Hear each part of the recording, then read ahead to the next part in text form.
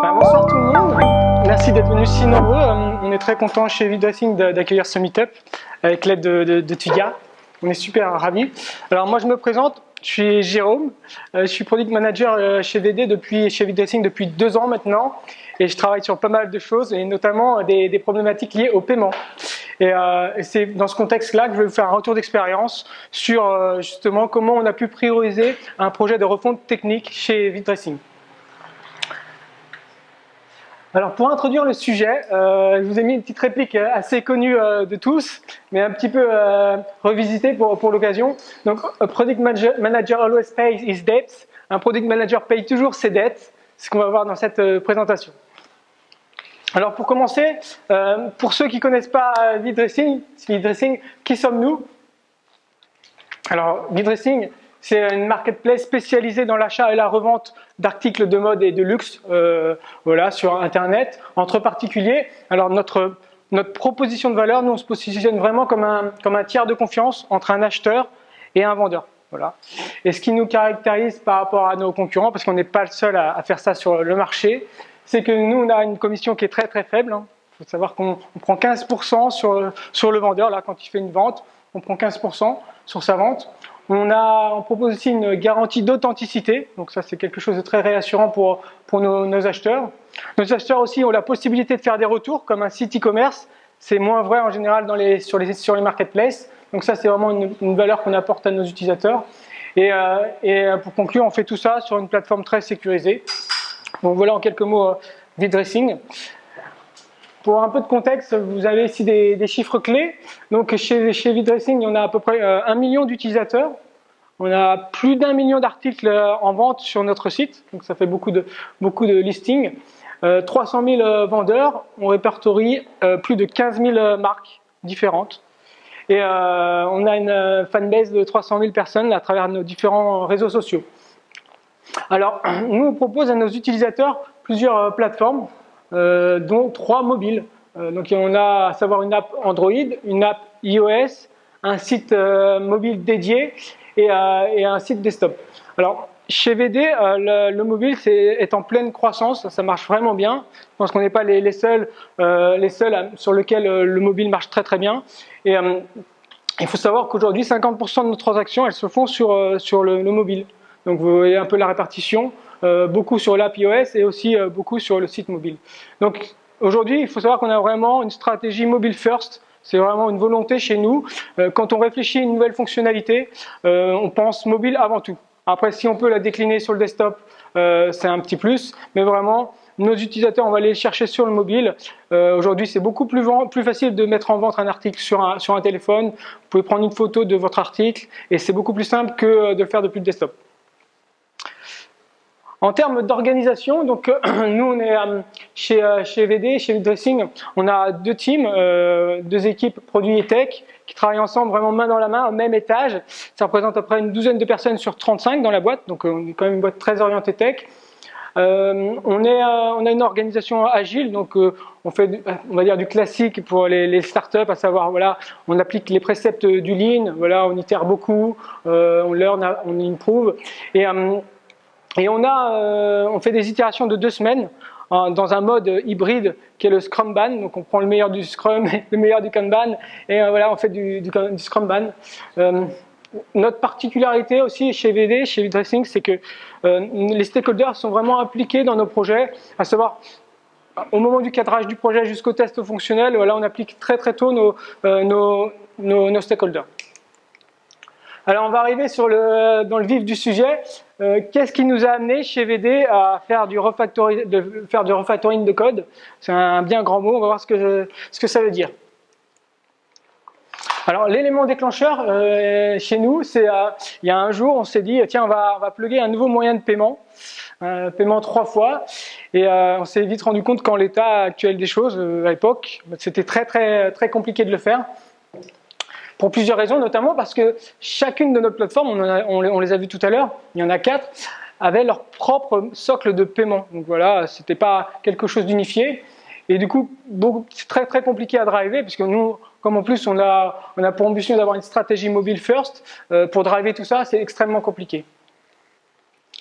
Un autre signal fort, ça va parler à beaucoup de gens, j'imagine, ici. Voilà les bugs. Nous, on avait un accroissement de bugs assez important.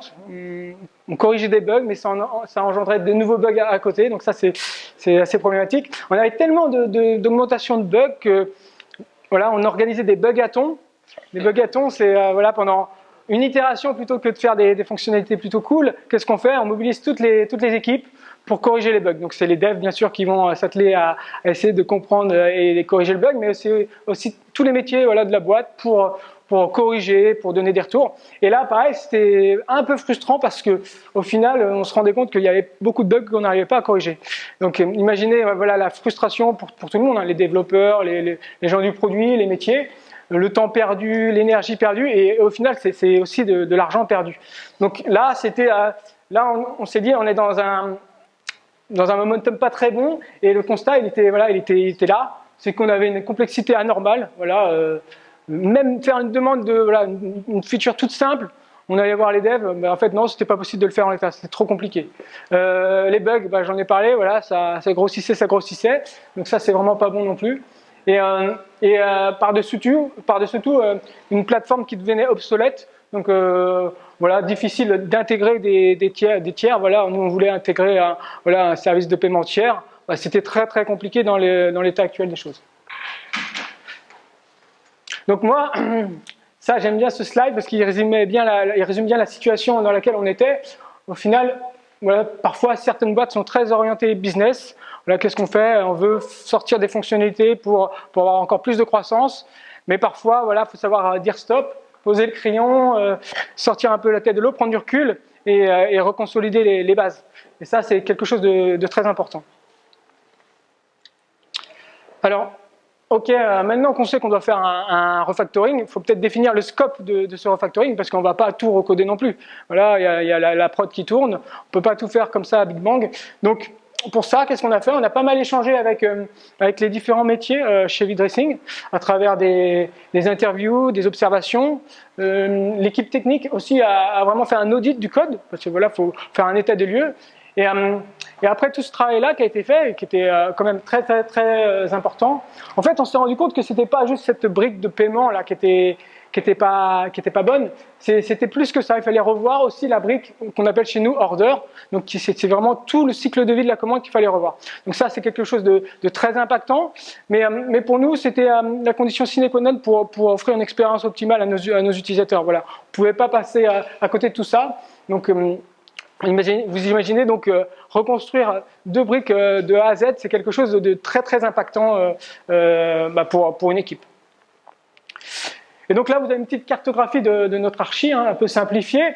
Et vous voyez en plus, le côté un peu ingrat, c'est que voilà, les deux briques à refactoriser, c'est des briques vraiment immergées qu'on ne voit pas trop, très très back.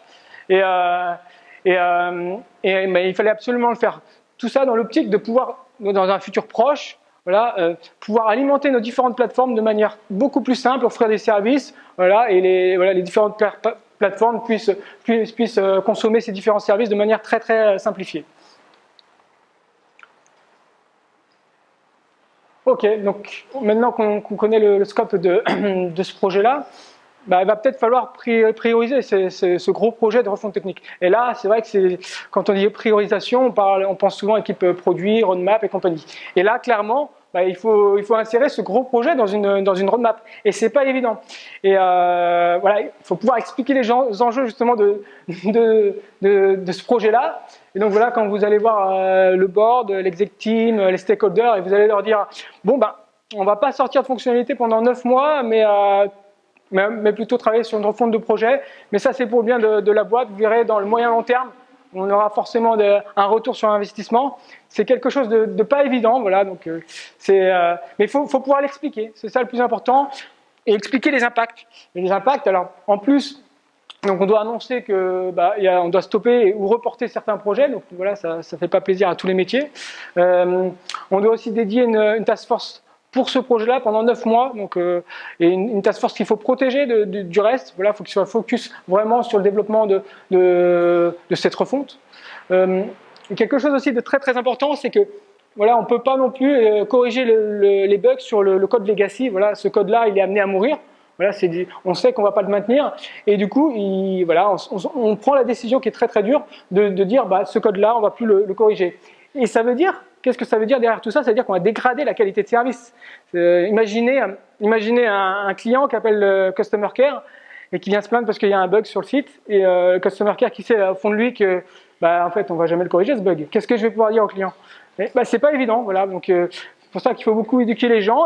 Mais tout ça, c'est un mal pour un bien. Parce que plus tard, justement, on pourra faire des choses beaucoup plus facilement. Alors une fois qu'on a dit ça, on ne fait jamais de déploiement du banc comme ça, de briques, de nouvelles briques comme ça. On ne peut pas activer ça du jour au lendemain en prod. C'est pas du one shot. Donc il va falloir essayer de prioriser tout ça. Et nous, on l'a fait grâce justement à l'activation des nouveaux moyens de paiement. C'est comme ça qu'on a pu déployer progressivement ce nouveau code. Donc après on utilise le future flooring, il faut voilà, faire ça avec parcimonie. Et bien sûr, il faut estimer un peu le risque, voilà, le risque qu'il peut y avoir. Parce que quand vous découvrez un nouveau système, si 50% de vos utilisateurs arrivent dessus du jour au lendemain, voilà, et ça casse, ça pose un problème. Mais après, il faut aussi ouvrir les vannes parce que derrière, il y a quand même un impact business. On essaie d'avoir un incrément sur des nouveaux moyens de paiement qui sont publiés. Alors nous, là c'est un roadmap d'activation. Je vous ai dit, le déploiement de cette refonte de code, ça dure 9 mois. Mais après, l'activation, voilà, elle se fait sur un temps un peu plus long. Voilà, là c'est pratiquement Q3 2016, Q3 2017, ça fait un an. Et vous voyez en haut les différentes méthodes de paiement, donc il y en a 4 ici. Et là, vous voyez sur le tableau nos différentes plateformes. Et donc voilà, on n'a jamais activé en même temps deux plateformes, on a vraiment fait ça avec parcimonie. Et souvent, donc vous voyez ici, c'est la ligne mobile web, c'est notre site mobile. Ça, ce site-là, c'était un bon candidat pour nous parce qu'à l'époque, il était en déficit parce qu'il n'y avait qu'un moyen de paiement sur cette plateforme. Donc clairement, on pouvait attendre l'incrémental si on pluguait dans un nouveau moyen de paiement comme PayPal ou 3 fois. Et en plus, ce qui est intéressant, c'est que le trafic sur ce site représente 20%. Voilà, donc on ne va pas mettre en péril non plus l'ensemble du chiffre d'affaires de la boîte. Donc voilà, il faut aider vraiment pour se mettre cette vision-là que sur ces très très gros projets, c'est impossible de faire un release Big Bang. Et il faut faire ça au fil de l'eau et ça prend beaucoup de temps. Finalement, là, on retrouve un peu des roadmaps de grands groupes là, sur 1 ou 2 ans, et c'est parce qu'on veut quand on est une startup et qu'on est trading et qu'on déploie pratiquement en continu tous les jours, avec un objectif par sprint. Mais là, quand on annonce que voilà, on va mettre 1 an pour activer certaines fonctionnalités qui ont déjà été codées, bah, ça peut être assez éprouvant. Mais après, le résultat, c'est qu'aujourd'hui, 95% de nos commandes passent par le nouveau système. Qu'est-ce que ça veut dire? C'est que maintenant on a beaucoup moins de bugs, c'est vraiment une plus-value. C'est beaucoup plus facile de traquer tout ça. Voilà, le nouveau système, c'est beaucoup plus simple. On a un compte après qui a vraiment chuté côté service client, moins de bugs, moins de contacts, ça c'est vraiment un plus. En activant les nouveaux moyens de paiement, notamment sur les plateformes mobiles, on a fait de l'incrémental, on a optimisé ces plateformes-là. Et maintenant, aujourd'hui, le mobile, comme j'ai dit tout à l'heure, ça représente 50% des ventes chez Yggdrasil. C'est quelque chose d'assez important. Et surtout, ça nous a permis d'asseoir vraiment notre stratégie mobile first. Voilà, vraiment, aujourd'hui, on est confiant en notre techno, notre back-end. Et maintenant, on peut déployer tranquillement des fonctionnalités, d'abord mobile first, et après, on va décliner sur desktop. Et dernier point, mais non des moindres, j'allais passer ce truc-là. En fait, nous, on a un document qui est super important chez nous, c'est une représentation du cycle de vie de la commande. C'est une sorte de bulle qu'on partage avec les différents services. Et qu'est-ce que c'est? Ça représente le workflow de la commande. Quand vous passez commande, voilà, vous passez à travers différents états. Donc, les états, c'est des petits rectangles. Et chaque état permet de visualiser où on en est dans la commande. Et après, on peut voir des flèches qui représentent des transitions entre les états. Donc ça, c'est quelque chose de très très important. C'est ce système-là qu'on a éprouvé au fil des activations des moyens de paiement. Et c'est quelque chose maintenant qui est vraiment connu de tous. On assiste beaucoup, même les gens qui sont un peu éloignés de la tech, pour qu'ils apprennent ce document et qu'on puisse le faire évoluer tous ensemble, voilà, quand il y a un besoin métier, voilà, quel impact ça peut avoir sur ce cycle de vie de la commande, quel trigger ça ça va déclencher, etc. C'est quelque chose de très important. Et donc, ok, on a fait un refactor de paiement, c'était assez éprouvant, c'était long, mais qu'est-ce qu'on en a vraiment appris de tout ça? Bon, on a pas mal appris de nos erreurs. On apprend beaucoup de nos erreurs. Nous, on a mis du temps déjà à faire l'état des lieux du code legacy. Et même quand on avait le sentiment que ce code était pas top, après l'annoncer TeamXZ qui a promis des choses à ses actionnaires, croissance, des nouvelles fonctionnalités, c'est quelque chose de pas simple. Et il faut avoir le courage de le faire au plus tôt. Et donc peut-être qu'on a un peu postponé, on aurait peut-être pu aller un peu plus vite sur ce point-là. Un peu pareil sur la partie refactoring, il faut le lancer le plus vite possible. Voilà, si vous attendez, c'est du temps perdu, essayer de corriger des bugs, et c'est quelque chose que je souhaite à personne.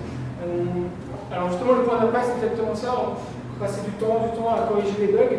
Et en fait, quand sur mon travail avec Jira, vous voyez le nombre de bugs créés par sprint et le nombre de bugs corrigés, vous voyez qu'il y a un différentiel qui s'accentue au fur et à mesure. C'est quelque chose de difficile à vivre. Je vous en ai parlé tout à l'heure de ce document-là qui fait un peu office de Bible. Ce qu'il faut, c'est très vite partager ce type de document. Nous, justement, avant de faire cette refonte du cycle de vie de la commande, il y avait des croyances au sein du casting, des sortes de mythes. Va voir un tel au service client, il connaît bien cette partie-là. Va voir un tel au service financier, t'inquiète, lui il connaît très bien pour réconcilier, etc.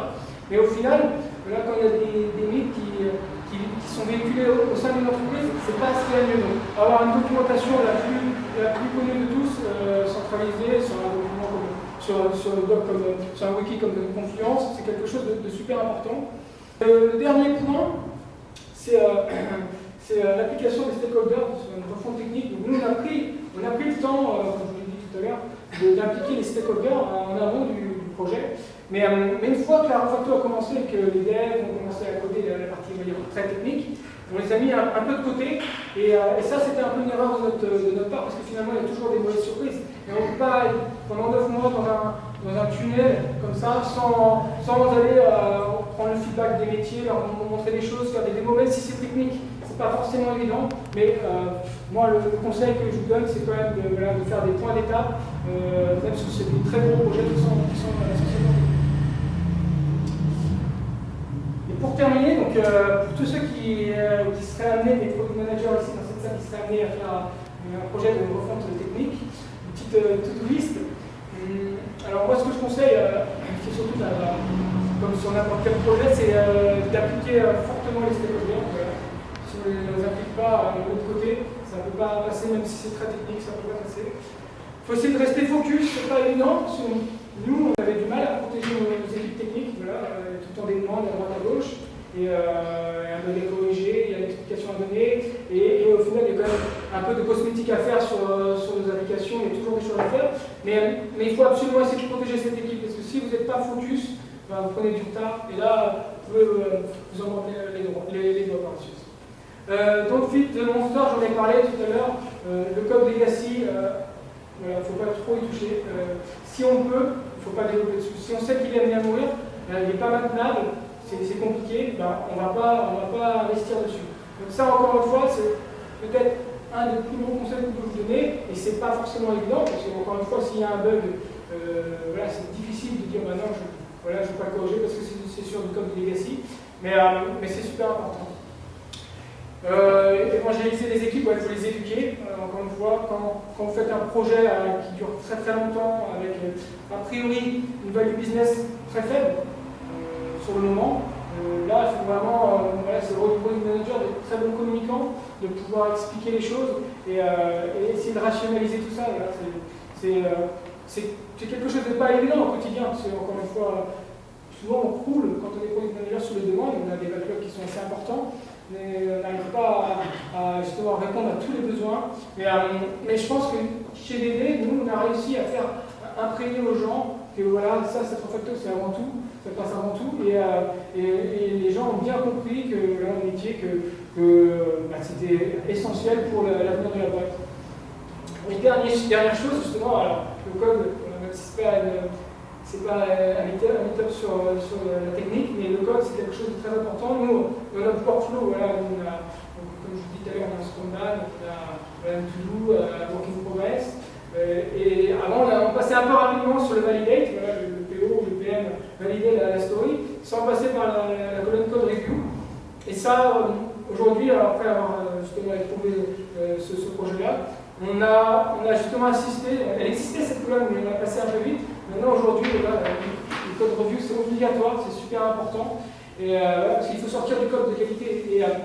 Et le quick and dirty, ça peut marcher de temps en temps, voilà, si on veut tester un business model très rapidement, ou faire un MVP, why not, mais voilà, sur le moyen long terme, c'est pas possible. Et nous, on en a vite pris conscience. Donc aujourd'hui, voilà, même si on perd un peu en vélocité, parce que clairement, quand on rajoute une colonne, on perd en vélocité dans nos sprints, voilà, on fait l'effort et on comprend tous maintenant, on est tous éduqués là-dessus, c'est presque imprégné en nous, dans notre culture, que le code, voilà, c'est quelque chose de super, super important. Même pour un product manager, il faut vraiment qu'il soit sensible à tout ça. Voilà, après, c'est terminé. Si vous avez des questions.